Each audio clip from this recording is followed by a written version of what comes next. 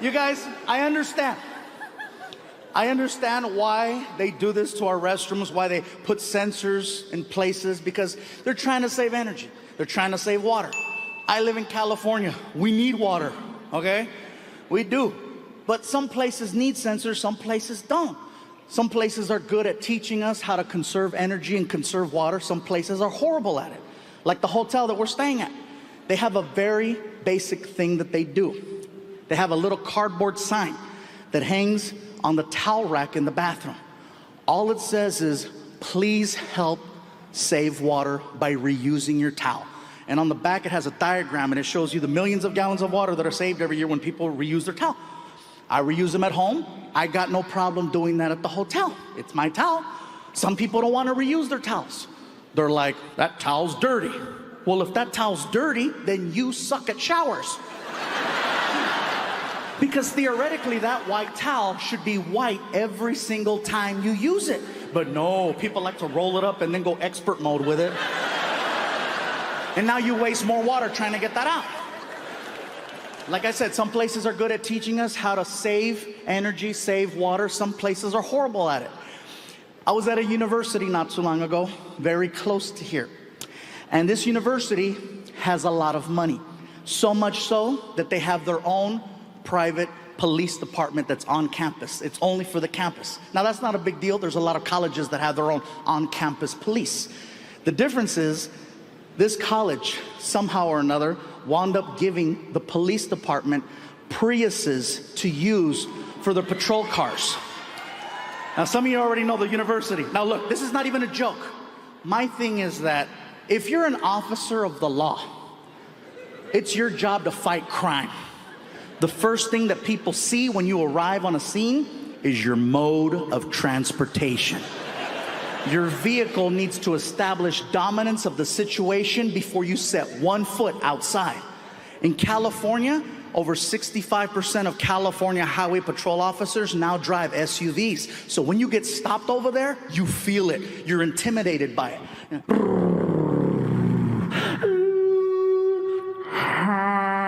And people jump out on the freeway. Don't kill me!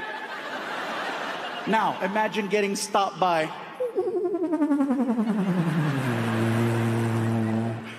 don't let me get stopped by a cop in a Prius with attitude. You know why I stopped you? Because I let you.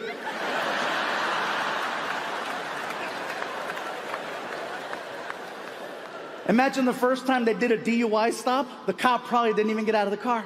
He just stayed on the radio. Sir, step out of your vehicle right now. Okay, okay, all right. Is that a Prius? I must be drunk. Sir, walk the line. Okay, all right. Officer, if I gotta go to jail, can you call a real cop car to pick me up? Stop being a smartass, walk the line. Okay, hey, real quick. Hey, charge my phone. That's it, you're going to jail.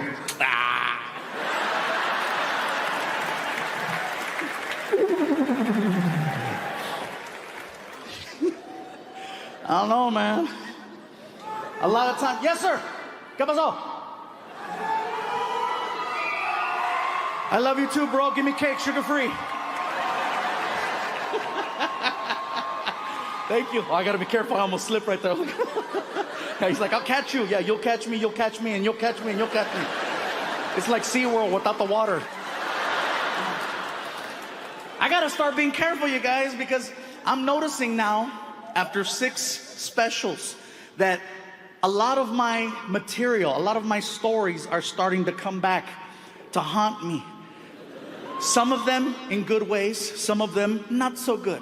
For example, in 1997, on TV, one time I said, I love chocolate cake.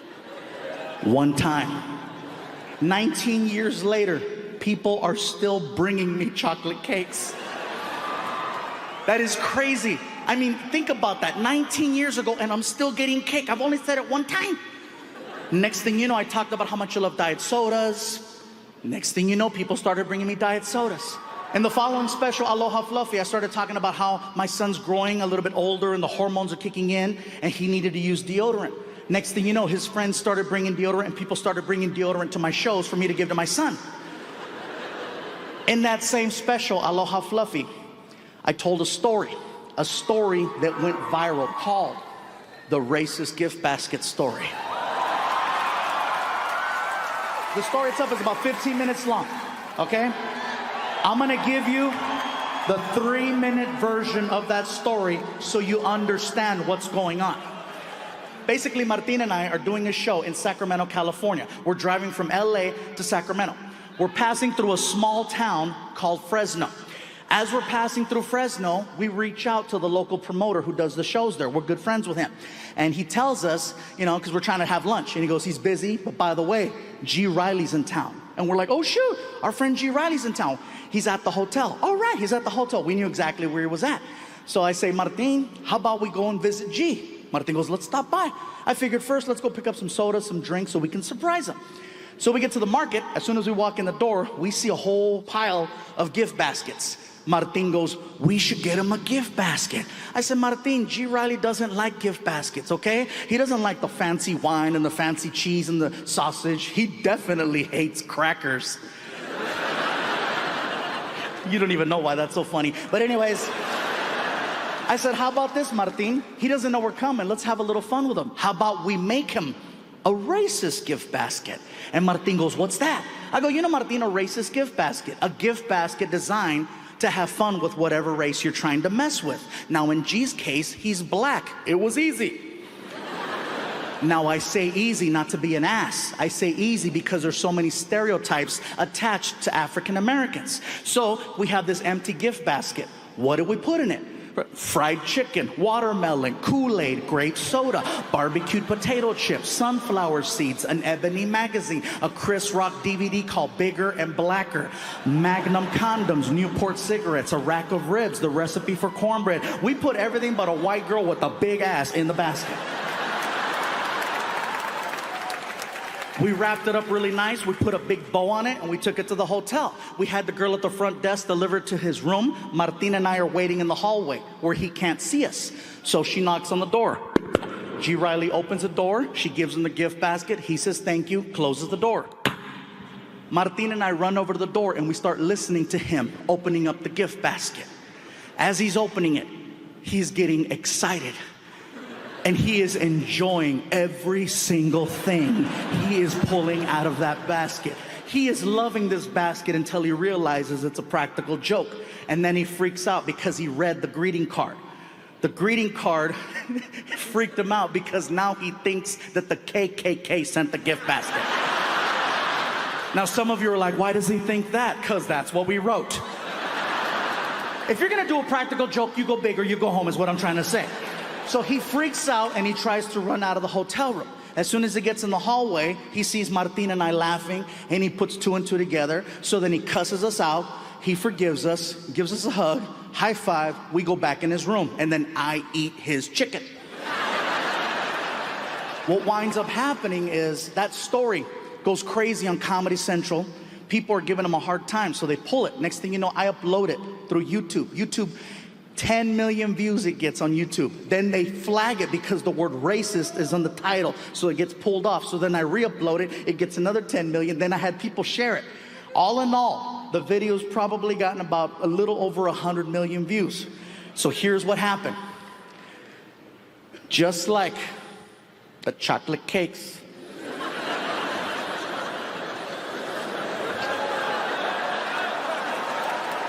the diet soda, and the deodorant.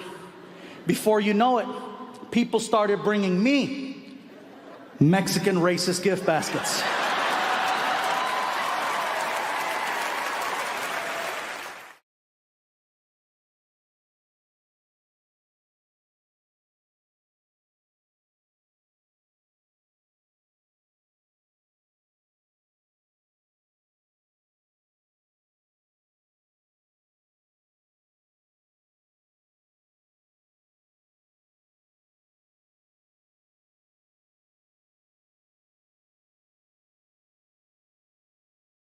And speaking of whores, let me tell you where they put us up at.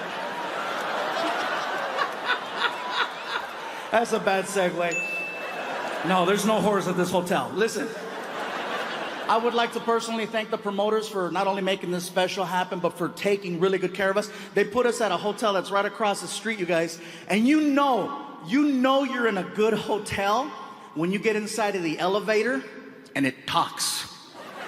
It's one of those, you know? First floor. Second floor. Third floor. I'm like, man, she sounds hot. Fourth floor. Fifth floor. Oh, yeah. Martin asked me, how far are you going up? I said, all the way. I gotta see how this ends, you know what I'm saying? Oh, man. And by the way, you guys, since the last time we were here, I've had a few things change in my life. Some things happened that were so crazy that I couldn't even believe that it was a possibility. First thing that happened was I had my first ever celebrity death hoax, meaning that someone faked my death on the internet and it went viral. Someone wrote an amazing article that was read by over 30 million people that was so good, even I was like, oh my God, I was so nice. TMZ reported it for 30 minutes until they called my publicist and confirmed that I was still alive. The article said that I had died October 31st from complications of type 2 diabetes. And in my head, I'm thinking to myself, that's a hell of a day to kill a diabetic. You know what I mean? That's like killing Santa on Christmas Eve. 30 million people read this article. No one thought to call me. Except Martin. That's right. Martin was the only one that called me. And I think that was just to verify that he still had employment. I got that phone call. Hello? Martin was like, hey, you dead? No, man, I'm good. I figured you would have texted me. And I would have, because that's the kind of friend I am, you know? I even asked my son Frankie, I said, Frankie, did you hear I died? That's what they meant. I go, what do you mean that's what they meant? Well, my friends were asking if you were okay. I go, what'd you tell them? I hadn't seen you. He said, well, apparently I died. Welcome back. And that's another thing that's changed, you guys. My son Frankie is now 18 years old and 1 week away from graduation.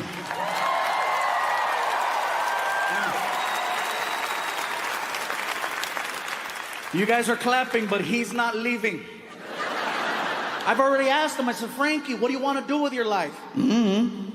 Have you thought about college? Just now. I'm like, Frankie, you do realize that all you need to do is get accepted. I tell a lot of jokes. I will pay for your entire college education, no matter where you want to go. As long as you get accepted. What do you think about that? I say, you know, if you want to go to school in California, we'll make it happen. You want to go to school out of state, we'll make it happen. I said, hell, I'll even do one of those international programs. You know, the ones where you give them one of your children and then they give you one of their children? What is it called when you kid swap? Thank you, sorry. That's right, exchange. Some of you are like, that's called human trafficking. Different program. I would love to do an exchange program with my son, but don't give me a regular kid. If I'm gonna do an exchange program, give me a kid from like a hardcore third world country so that he appreciates all the basic things most American children take for granted.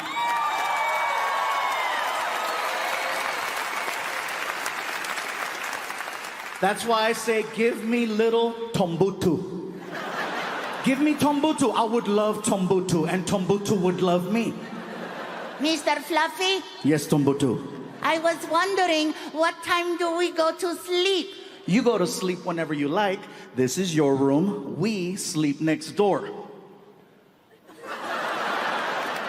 All of this is for Tombutu? Yes, all of this is for Tombutu. In my village, 2 families sleep in an area this big. Well, here in America, one big-ass Mexican kid sleeps right here. Enjoy. And then I would take him to like IHOP or Denny's and let him order whatever he wants and just watch him lose it. You know? This is the Thanksgiving I heard of. Thank you, Mr. Fluffy. Thank you. If there is anything Tombutu can do for you, please tell me. Anything. Can you help me take out the trash? For you, I will eat the trash. Meanwhile, my son's on the other side of the world on top of an elephant trying to get Wi-Fi.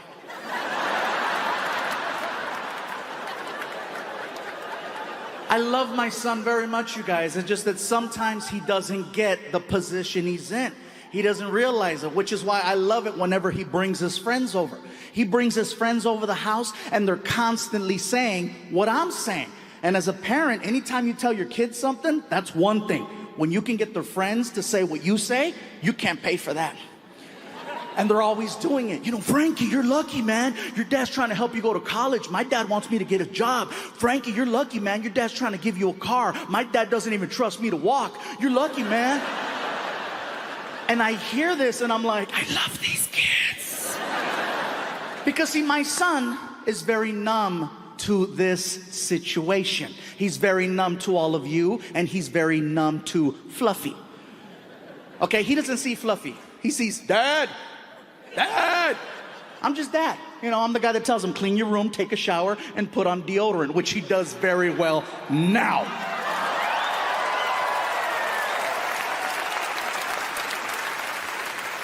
But you guys saw what I had to do to make that happen. See, his friends, on the other hand, they still get excited when they see me. They still geek out. I walk into the living room, they're all sitting there. Frankie sees me. Hey, Dad. His friends see me. They see this.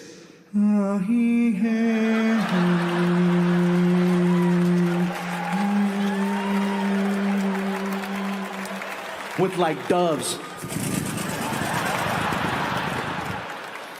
Can you imagine if every time you walked into a room that happened? He's here.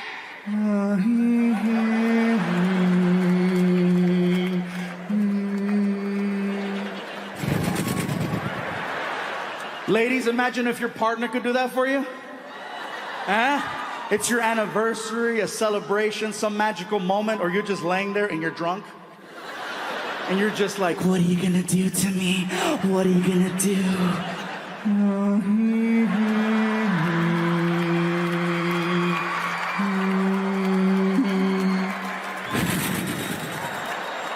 One extra dove.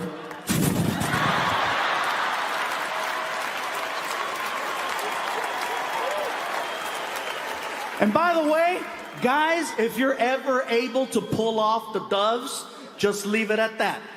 Don't try to top the doves. It's very hard to top the doves. Don't start running your mouth and talking smack. You're like, she's laying there, and don't start, you don't even know what's gonna happen to you. You don't even understand. You're gonna get it. Don't do that, because ladies, all you have to do is look at him and go, ah.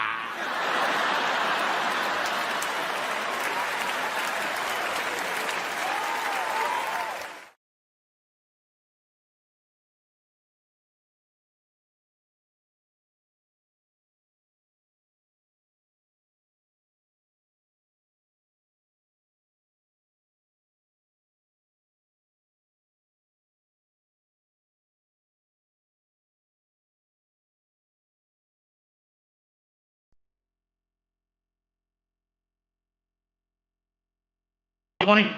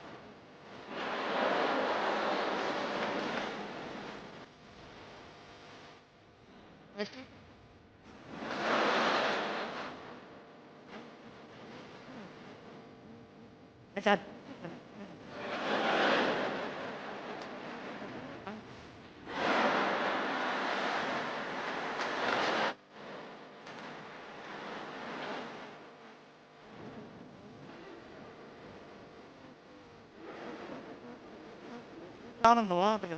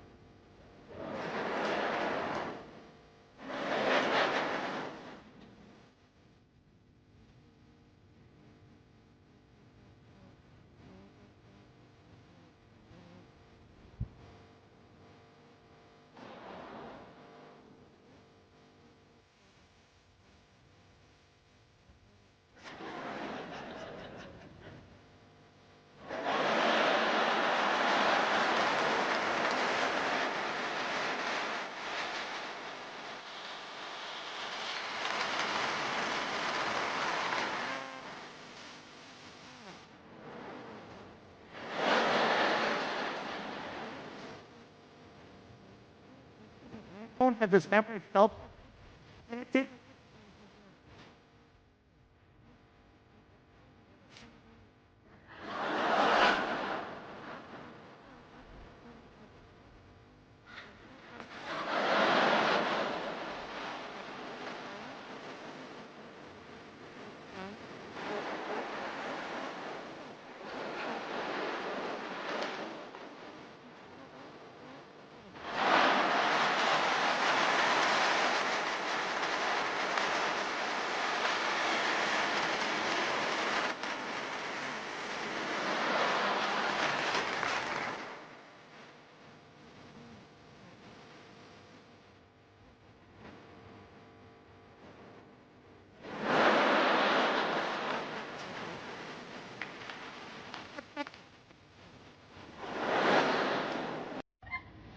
Yeah. Very happy she was able to Make it.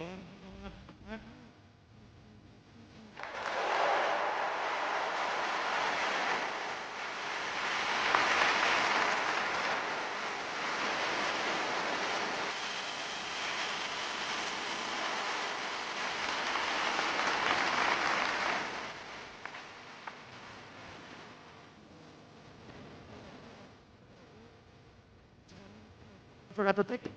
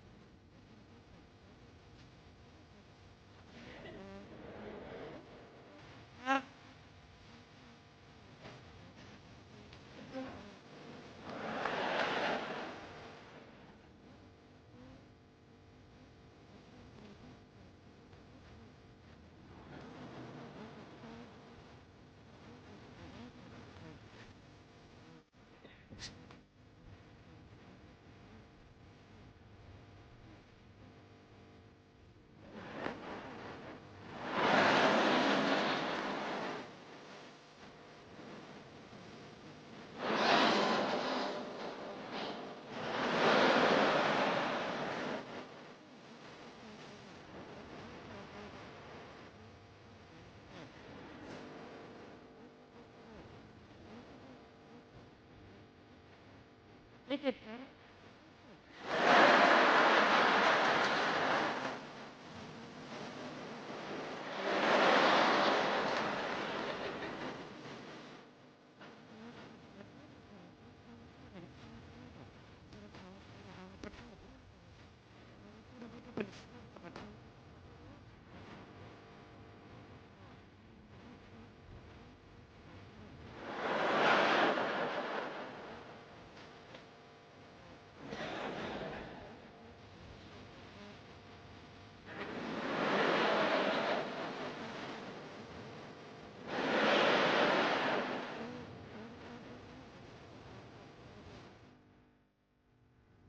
Nicky! Nicky, can you get the book?